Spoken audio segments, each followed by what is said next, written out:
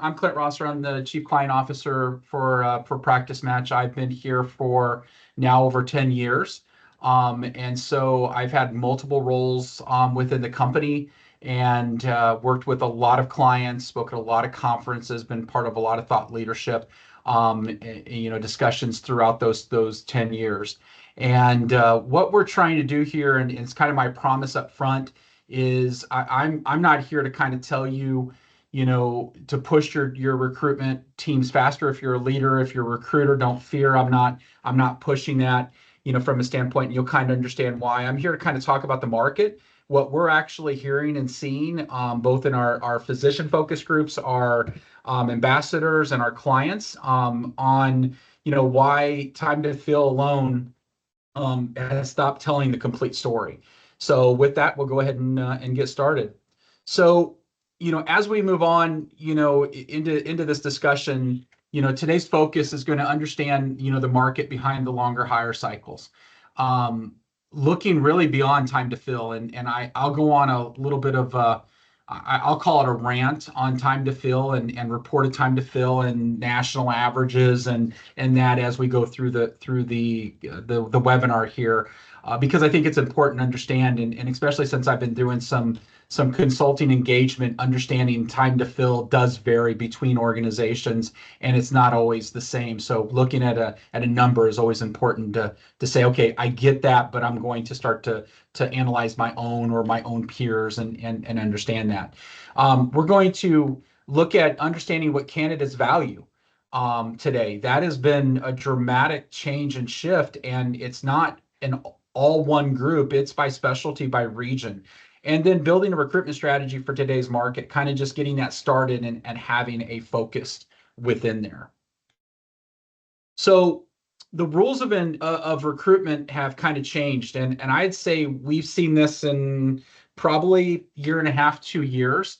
And what I mean by that is it doesn't mean that the effort's not there. The approach, some phases of the approach are still good, but what we're seeing is that the 10 years ago, 5 years ago, a post-wait screen, work on our timeline, get back to the candidate, that's kind of started to shift. And so the question, that we started to look at, or we start to have conversation, isn't really around, is the recruitment that you're doing, if you're on a team, if it's your team, if you are a team leader, is it my team?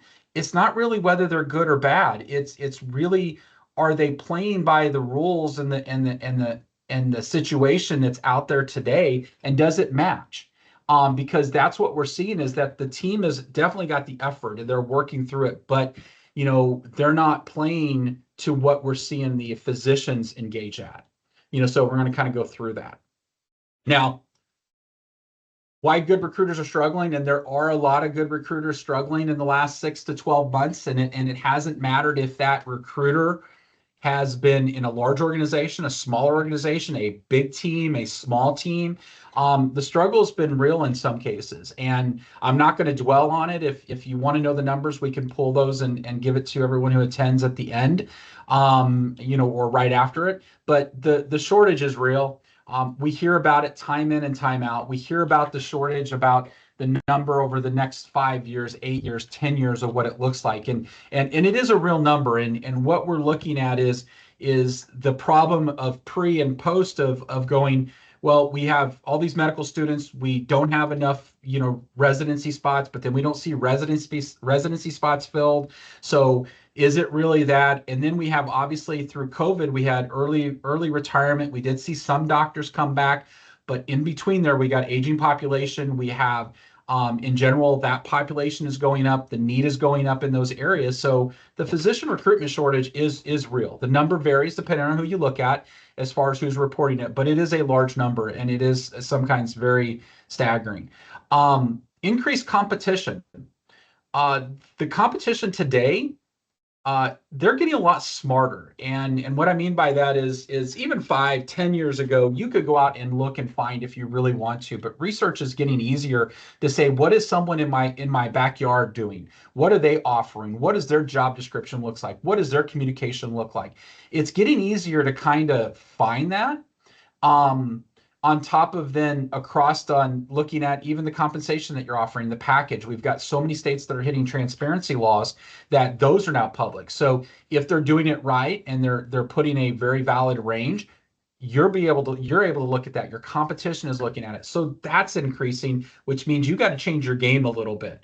Candidate expectation has changed. We do physician focus groups, and we have an ambassador program that we're able to leverage that and have conversations around what's important. Now, what's interesting is the expectation of what they're looking for, and we'll have this highlighted in some slides, is not necessarily they're all still the same. It's I'm looking for work-life balance. I want to know what RVU, but it's also how they expect to be engaged. You're going to hear me reference this a couple times. With physician recruitment, you are essentially recruiting the top 3% of the workforce. It's almost like you're presenting or you're recruiting an actual professional athlete. That's what you're dealing with. You're dealing with someone who is pampered to some gauge. So we've seen that engagement also change of what they're expecting. And then workloads are greater today than they ever have been, either through forced or through narrowness on needing to get people in place. But what we're seeing is the number of average requisitions that a recruiter is taking on is increasing, but the tools don't increase. The process doesn't change to help with the efficiency, and the expectation is still set the same. So we're also looking at from that recruiter workforce, and once again, there's the things I'll repeat is that we're also seeing a lot of new people coming to this don't understand. I didn't understand. I came from engineering background, recruitment, physician recruitment in general. What does that look like? What does that entail? And how does that look? So when you get new individuals in it, it makes a big difference compared to some of the people that have been doing this for years and understand. So still laying the groundwork of what we're seeing, applicant to job reality. So essentially what we're seeing here is that for every job, there's 0.4 applicants that are readily available currently today. So that you can start to see why that's so critical, that as we work through this webinar and as we talk about this, as you have takeaways, that you're able to look and say, what can I change? What can I do different? What can we improve as a process? Because you have to do more. You have to have multi-channels. You have to have things out there because the candidate pool is not as robust as it was. You look at APP side, it's even worse, from that perspective. And then the average median days to fill is 121. Once again, to go down that rabbit hole just a little bit, 121, that comes from AAPPR. It's a very great benchmark that's done every single year. And as more and more organizations participate in that, the data gets better. The problem with that I have always with using that as a number is that you have to know your own number. If you have peers that you work with, know your own number within your peers, because the consulting engagements that I'm involved in right now, I'm working actively with 3, and all 3 have a different, when do I start measuring the days to fill? Is it at approval of rec? Is it at first posting? Is it at first marketing activity? There's a difference, and that'll fluctuate what is really the average days to fill, from that standpoint. But no matter what, I don't think it's going to fluctuate a whole lot from 121 and looking at 4 months plus to fill. So then as you move down through this, you're going to start to look at what is this cost? And we're putting this slide in here really as giving you guys a little bit of data to say, this is what it's costing the organization. Now, we have average numbers. There are great agency organizations out there that will do this study every single year, whether you're looking at a Medicus firm, AMN, Goldfish, there's several others that will do a study, and they will give you the average cost per day of position. I would encourage you to say, do you have that on your own? Look and grab that number for an average. Can you look at it based on specialty? That'll give you a little bit different information overall for what you're looking at from a perspective of cost. And what that'll help you out as a recruiter is that's going to help you look down the path to say, wow, this is costing me X. This is a resource we need to fill this position. There's other things that you can equate in this, as if your organization then is using locums to fill that. You not only have the cost per opening that you can then start to deduct from that, but what is that locums costing you each and every day? And as we pulled the studies from multiples out there, what we found is that if you look at the top 10 specialties defined within each one of their surveys, you're looking at just under 7K per day on average for top 10. Top five, you're looking at just under 10K. And then when you start looking at the top three specialties, that climbs to over 14K. So you can start to use any of that math of what the averages are, go pull someone's study, and then times that by the average medium days or your days to fill to say, what's the cost that I'm enduring for this position to be open? Once again, this is just great information to have for leadership, to have that you can use within your department as a recruiter, as a sourcer, that you'll be able to take away, from that standpoint. So then you can look at what's changed. Physician shortage remains the same basically. It happens, it scales, it goes up and down depending on what you're working with from that standpoint. But you start to see the candidate expectation continues to evolve. The candidate expectation is one that we'll dive into, but this is where it's real around the communication. It's really around the process that they're going through, the expectation of how you're keeping me engaged and involved, on top of then how you are addressing their need. What did they address as the most important? So it's a little bit of both when it comes to that. The competition for talent has basically intensified over the last couple years. The pool gets smaller, then obviously the competition for it. You have competitors that are offering different packages, and if it's not the dream job at an organization that I want to work for, you have to fight uphill a little bit to make sure that you're competing with some of that and really selling that candidate on your organization. And then recruitment teams are asked to do more with less, which is saying, hey, I want more outcome with less that you have out there, whether it's less tools, whether it's less time, it doesn't matter. It's do more with less recruiters, less sourcers, so they're expecting the same outcome with not adjusting to what's happening in this market. And that's just not sustainable for you as a sourcer, recruiter, a recruitment team. If you're a leader out here, it's understanding that. So where the pressure is the greatest, now this is a snippet. We have this data for every state, and we have it for the majority, but this is kind of, we try to grab across as many states as we could to give a visibility here. But we pulled these specialties here, which are kind of your top ones in general. But this looks at the pool of individuals. This is what you have to work with. So when you start to look at emergency medicine across let's say that first half of those names, you're looking at Texas, California, Florida, PA, Indiana, Illinois, that and a little bit on Washington, that are down in that critical side of this is the actual pool, and might still not be a hard specialty for your organization, but it definitely works to say, do I know what that looks like? And then you look at hospitalists, and I'm not saying hospitalists are easy to recruit for, but the pool for hospitalists are obviously a lot different than the pool for some of the other specialties. A lot easier to recruit for from a standpoint of just the amount that I have out there. So this is where it's knowing, what we're kind of setting you up for in the first half here is really knowing what your pool is, because that's going to determine what you're changing in your process, understanding your challenges.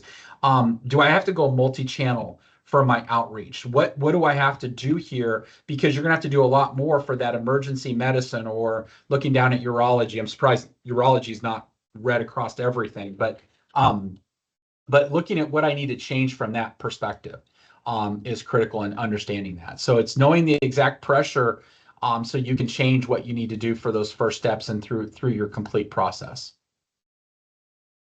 And let me go back there real quick. This also determines your response, your smarter response.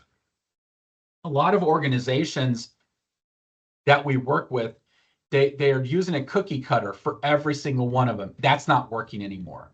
You've got to really start to specialize and be smarter with your outreach, specialize your touch point, even all the way down to the provider if you're down that line of really knowing that you're talking to them about their situation and what they're looking for. So what I want to kind of get into now is the time to fill.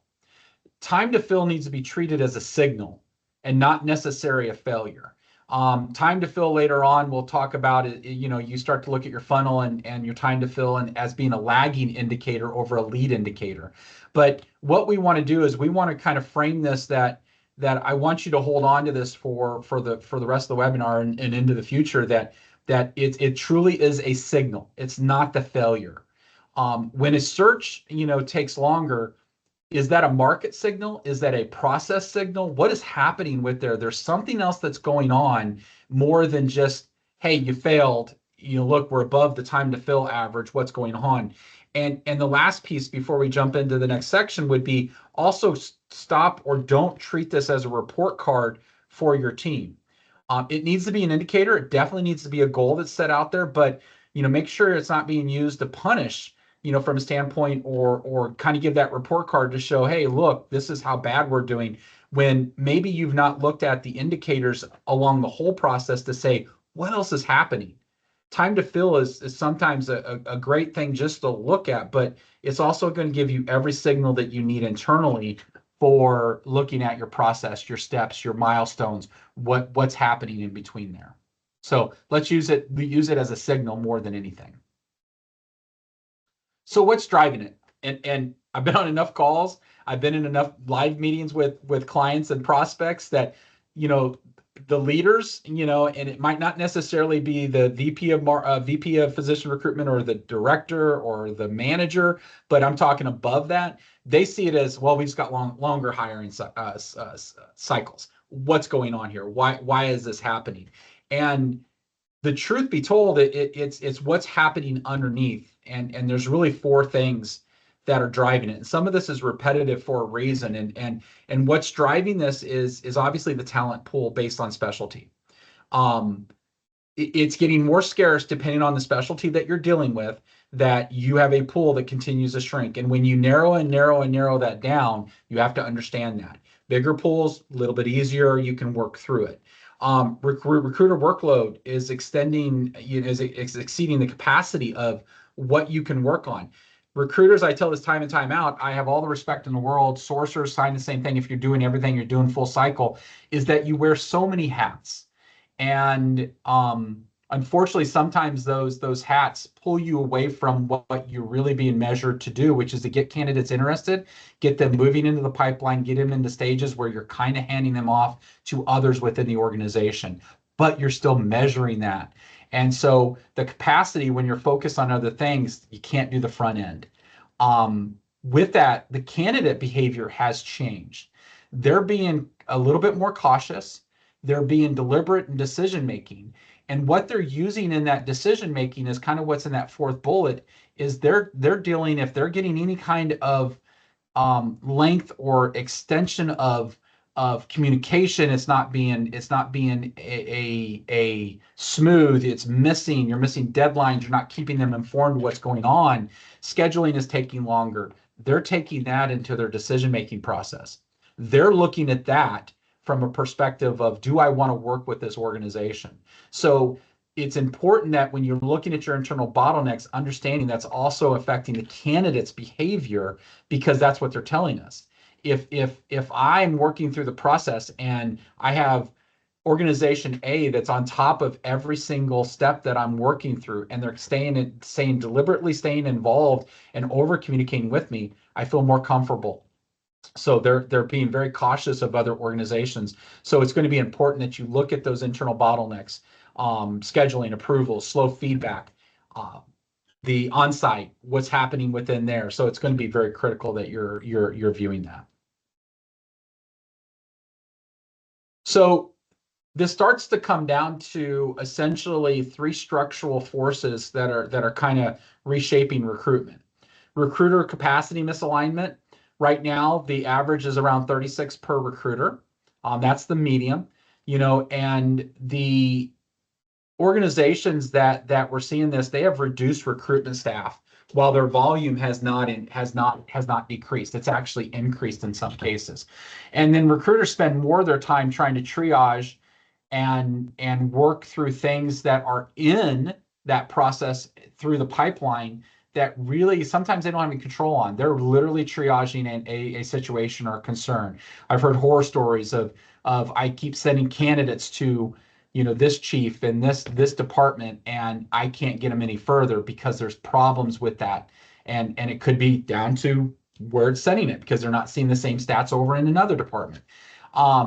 Reactive, to any of those systems are slowing that process down, which is affecting the recruiter in general. And ultimately they cannot get back to building pipeline.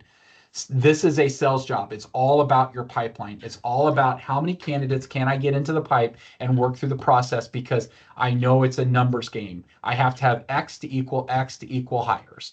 And so it's very important that your very capable, very talented recruiters are doing what they do best, from that standpoint. Decision making has changed from that. And this is from the physician side, that you're seeing that these haven't really changed. If you've heard or read an article or been on a webinar, work-life balance has been on here for years. Schedule sustainability, the team support, who's behind me, what's the nursing staff, my APPs, what does that look behind me, has all stayed on this list. RVU structure. But this is all going to change depending on who you're talking to. You have a money-driven physician that wants to see the RVU structure and the bonus structure. That's how you need to be asking the question as a recruiter and pushing them through the process. So understanding your candidate, understanding your client, and understanding what's driving that decision, adjust your communication level, which then keeps that physician engaged. So make sure that there's nothing that's unclear to that candidate, because if it is, they're going to slow down, they're going to disengage in the process, and you're going to lose them. Now, the key here is that as we talk about this, it's where did you lose them, because you'll be able to identify it more than just, hey, we lost a candidate. Where did you lose them? If you're tracking, and there's tools out there that all have tracking. Practice Match has a tracking tool within it. We use tracking internally for our sourcing team. Our sourcing team that helps clients that are looking for a little extra help, they structure it. We know exactly where a candidate falls off. We report to the client. Our clients can do that. If you are a client of ours and on this webinar and you don't use our tracking, but you use Taleo, Workforce, Phenom, track in it. Make sure that you're using it, because if you don't know, you're making up where did we lose the candidate. But that'll be where you're able to identify where that candidate is slowed down and disengaged from that. Internal friction is the most expensive delay.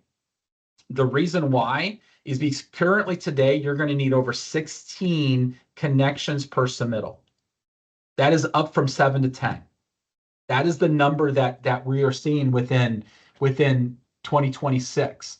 That number has jumped significantly. So making sure that any kind of delays, feedback loops, stalled approvals, make sure those are out of the way, identified, or working through them. Make sure that your recruiters, if you're a leader on here, are not handcuffed, and they can come to you with the ability to bypass and get things moving if there's something temporarily blocking them, because you're going to lose the candidate, from that. So make sure that you're looking at that. And what this will also allow you to do is, as you identify and work, if you do have to carry a heavy workload, the recruiters will be more efficient with an efficient, process. And if everyone's abiding by the SLAs, maybe between departments, and that's service level agreement, that you all say that I will respond by, or I will do this by, that's going to help the recruiter carry a heavier workload if the process is smooth, if the process is sustainable from that. The most mistakes that organizations make is they push the recruiter harder with not knowing the concern or issue. We just need to do more. You need to get more. You need to use more emails, more texts, more calls, more visits. And the reality is that there's been no work on the underlying problem of we're pushing because of timelines. Timelines are pushing in. We're getting that feel from the organization. Completely understand it. But take the time to understand what leading indicators are happening of why. It could be a recruiter issue. Sorry, it could be, but a lot of times it's not. A lot of times what we're seeing is that you're going to push the recruiter harder, and you've not fixed any roadblocks or any kind of concerns or issues that are happening throughout your process. all you did is create a log jam down in one of the stages. And what happens? The same thing happens. You keep getting candidates, your recruiter finds them, they push them in there, they get stuck, that you lose them. So making sure that if you are pushing harder, you're also doing work on the backside. It's not always about pushing that recruiter harder, and fixating on that time to fill is important to monitor, but it's not important to continue to use as a lever if you're not fixing what's happening in between that.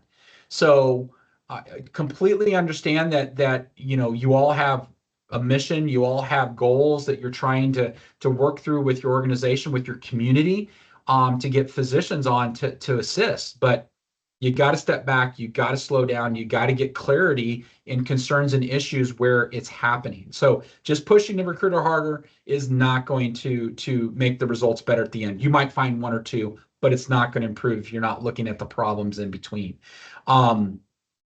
Increased pressure on the hiring timelines we kind of talked about. It goes back to focusing on time to fill.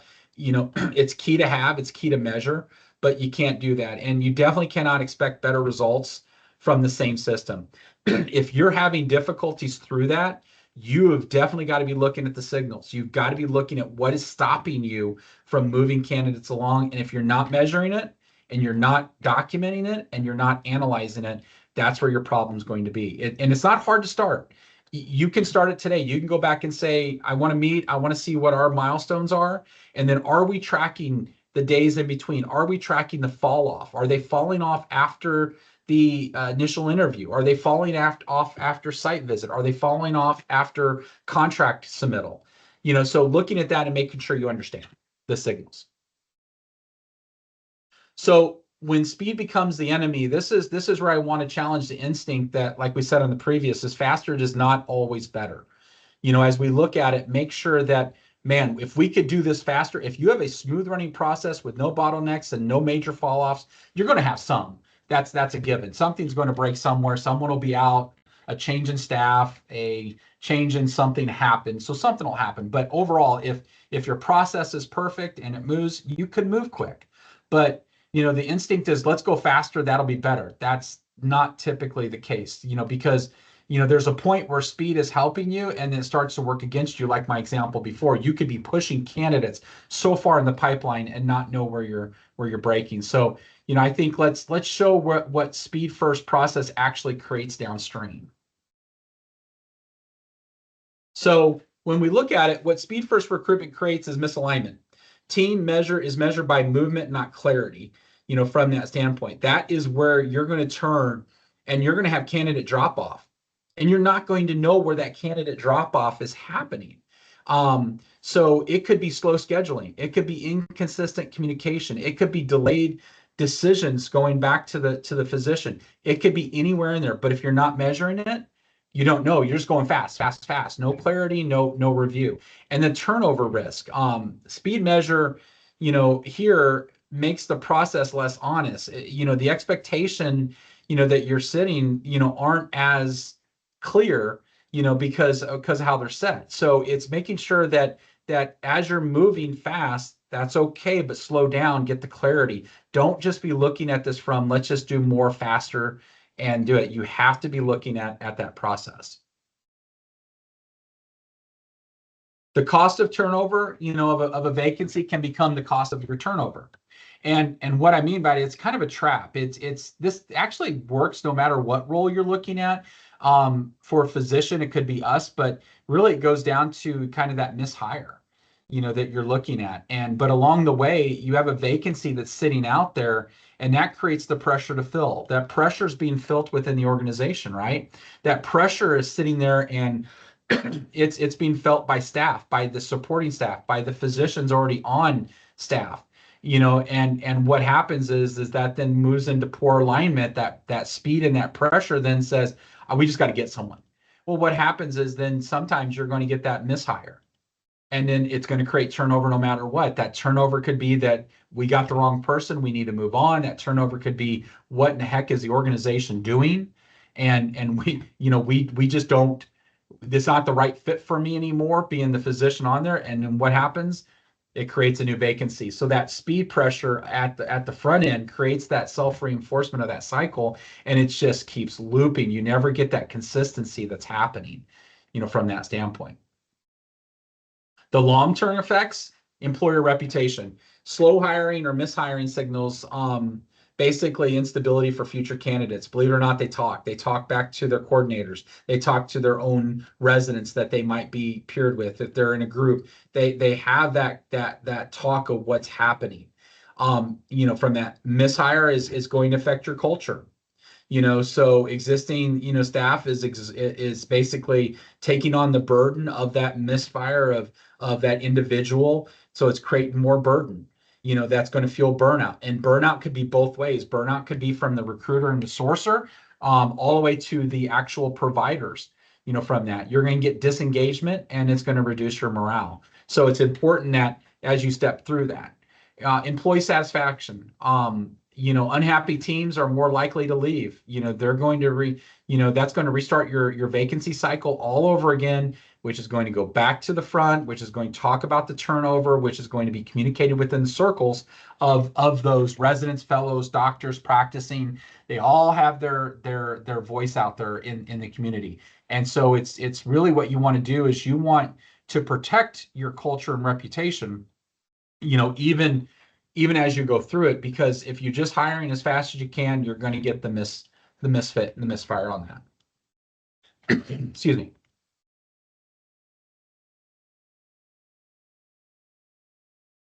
So recruitment is being asked to solve problems, that are workforce, problems that are out there. So, today's recruitment teams are not just simply filling openings; they're helping the organization address multiple issues. I've seen this time in and time out. Once again, with a consulting engagement that I'm in right now, the team that I'm working at is a team of 3. That team of 3 is also involved in retention, and they're being asked to fill about 48 openings, and some of them very challenging. But also, I want you also to work on the retention side. Well, how can you be working on this from an organization? So once again, look at your process. What can I do? How can I access? But if your recruitment team you're asking them to work faster, to work more, have more jobs underneath you that you need to fill, you're going to have to be looking at this and say, how can I actually reach my target, reach my goal, impact my organization and my community, if you're asking me to do everything else in between there? There's things not listed, because recruitment's being asked to go out and solve, the on-site process, the relocation process. There's been multiple more items that we could add on here for sure. But, they are definitely being pulled into this because they're viewed as like, well, you're the expert, you work with these physicians.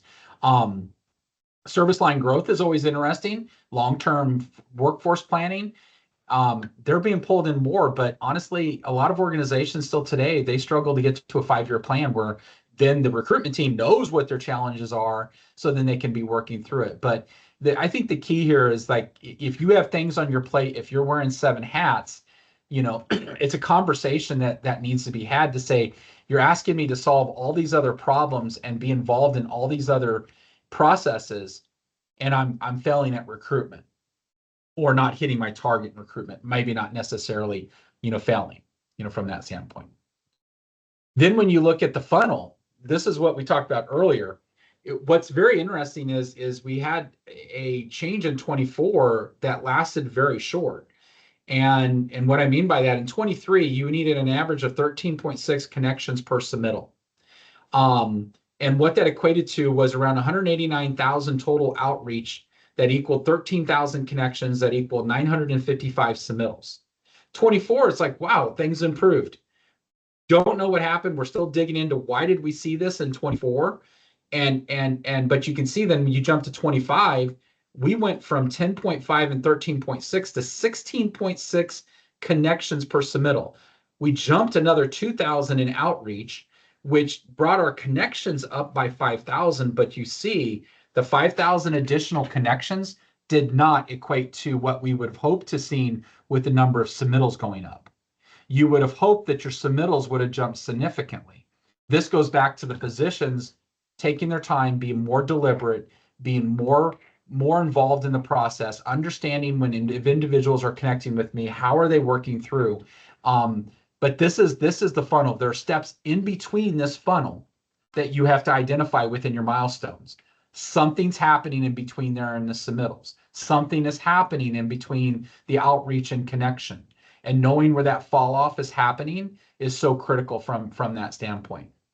But understanding your funnel, your outreach, can you grab every tool that you use, drop it into one tool? Can you export that, drop it into Excel, like let Excel work its magic, or whatever tool you use? There's others out there now that you can basically use an API and fire your information over to try to gather this information. But we do this currently for a couple of clients where we're the truth of source. Everything comes in. We look at it from multiple sources, other vendors, and then we're submitting that out as a report to leadership to say, here, now analyze it and see where you're having issues. So you jump over to time to fill, and this is kind of where I started with. The time to fill needs to be a lagging indicator, and if you've not heard these terms before, lagging is basically at the end. It's this is the result, and then you have leading indicators. And what we need to do is we need to start really focusing on what are the lead indicators, from that standpoint. Instead of looking at time to fill as that lagging, we need to switch this and say, okay, what's the better question? What should we measure, instead of just time to fill? What can we be analyzing through the process in the funnel that's going to show us engagement, connection, movement between stages?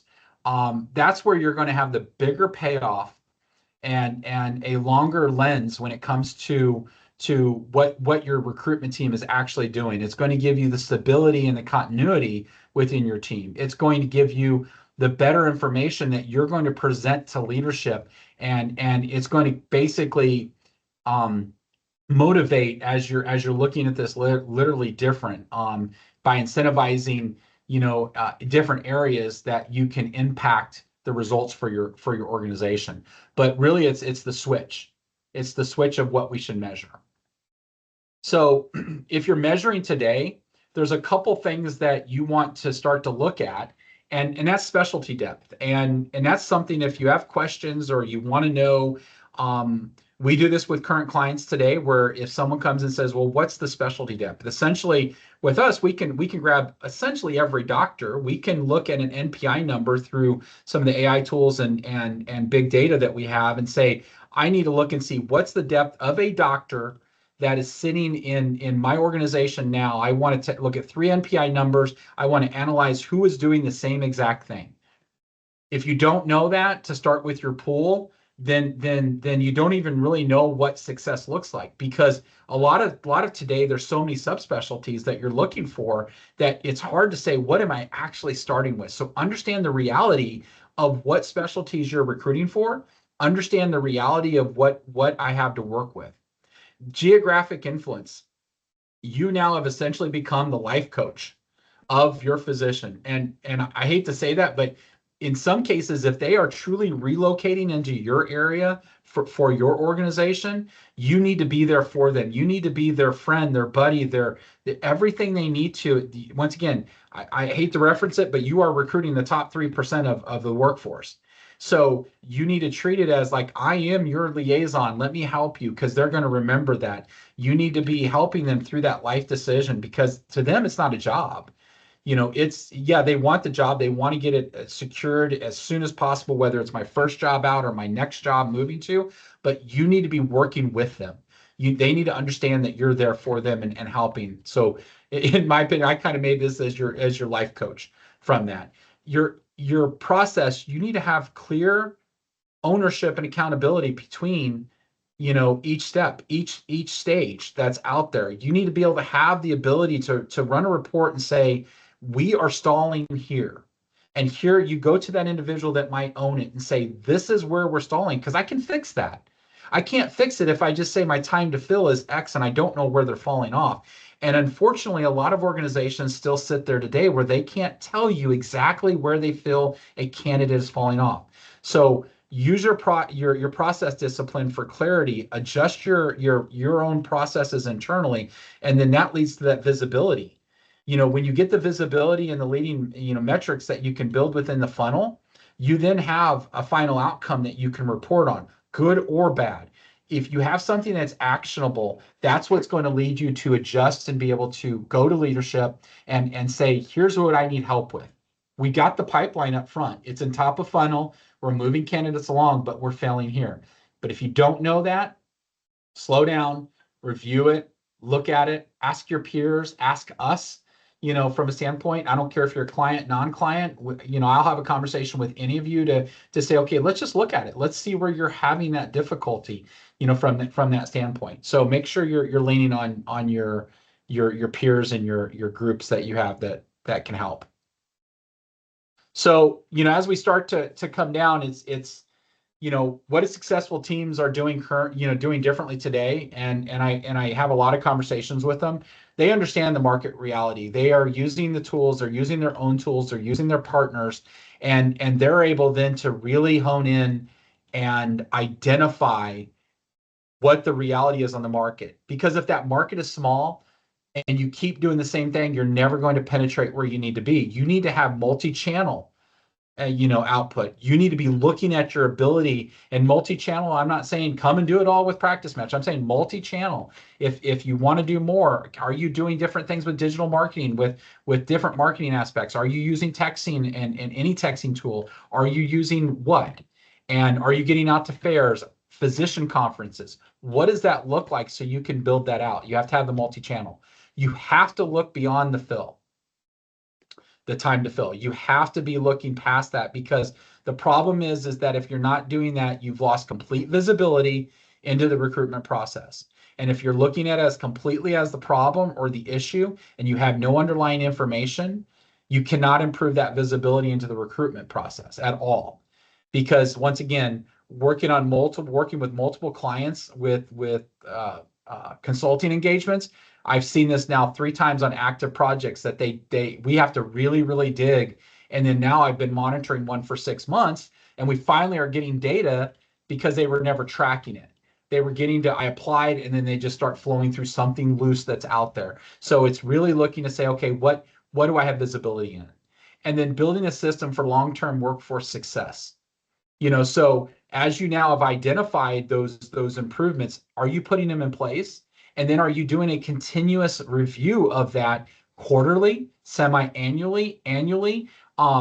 It's great if you see a problem, you see it could be anomaly, and that's great. We look at it, we fix it, and you move on. From there, it's then, how are you building, that system and making sure. So just make sure you're looking at that as a whole.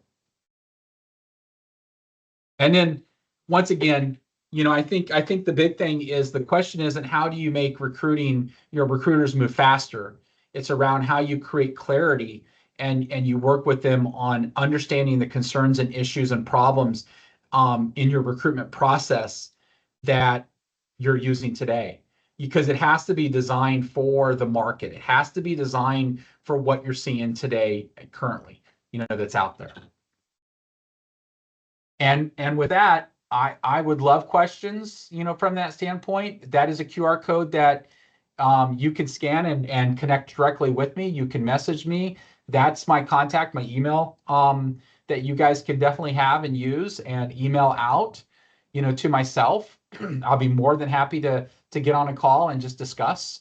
So definitely open to any kind of questions, that you might have out there. You can type them in there. I think we got a couple people from Practice Match that are monitoring that. And that, if not, you can reach out to me individually.